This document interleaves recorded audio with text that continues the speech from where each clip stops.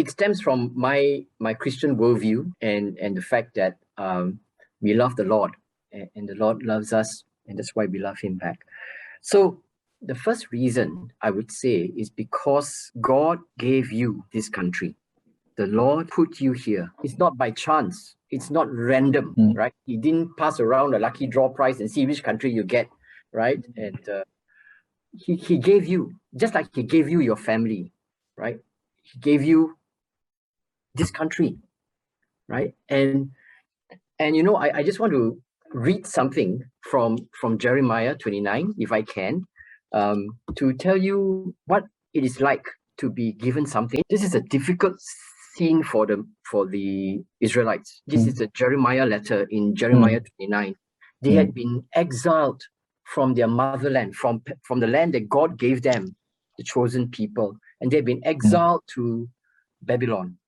And then Jeremiah writes a letter to the exiles on behalf of God, speaking for God, right? And we may say, oh, this is the land I'm in, but you know, finally, heaven is where I want to be.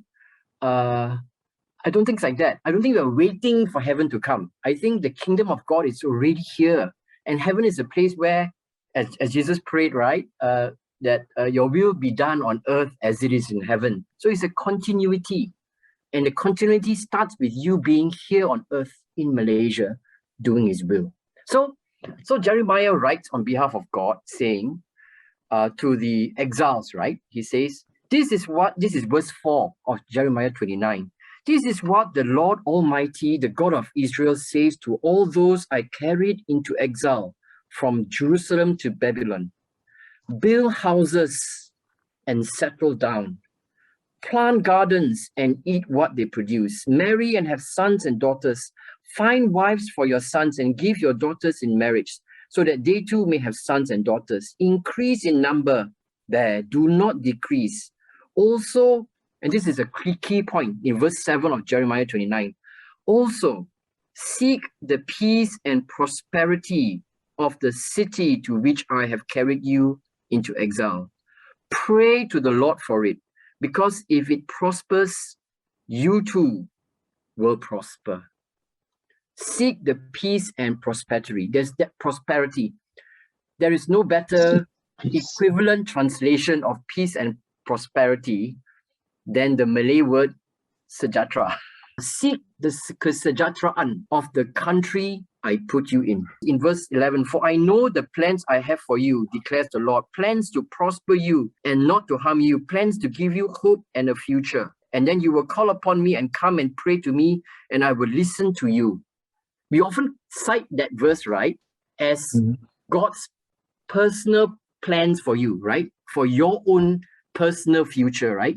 But can you imagine that verse I just read comes in the context of, even though you're on exile, I gave you this land so that it can bless you. It's a blessing from me. So seek the kesejahteraan of this land.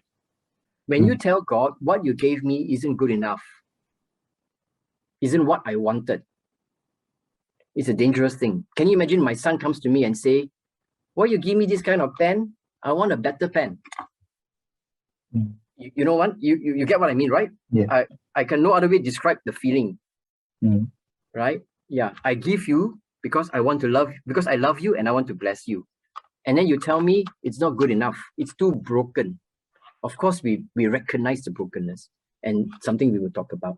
The second reason is there's this natural connection. You'll be surprised. I've got two church friends of mine whom I love very much, you know. And at the moment they got stuck. One got stuck in Singapore, one got stuck in Australia because of COVID. Tak boleh pulang kampung halaman. Okay. But guess what? Where they are where their children are. Can you imagine? That means their immediate family is there in Singapore and in Australia. But you know what my two church friends said? I want to go home. Okay, maybe because of the char kway teow. I'm just joking. I want to go home.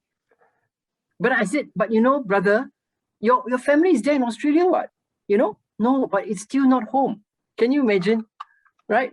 Yeah. So there is a natural connection. It's as if it's part of our human image of God, right? That there's an attachment to the land where I was born, where I grew up. there's a natural connection. So I love the phrase just now, and of course it's a phrase in the Negaraku as well, right? Tanah tumpah near daraku, right? Would you die for your country? The third reason why we care about a country is purely out of love. Now here, when Jesus was asked, what is the greatest commandment, right? Love the Lord your God with all your heart, mind, soul, and strength, and love your neighbor as yourself, right? Now think a bit about love your neighbor. Love your neighbor means love jiran lah, your neighborhood, love your kampong, love your office colleagues because they are jiran in office, correct or not?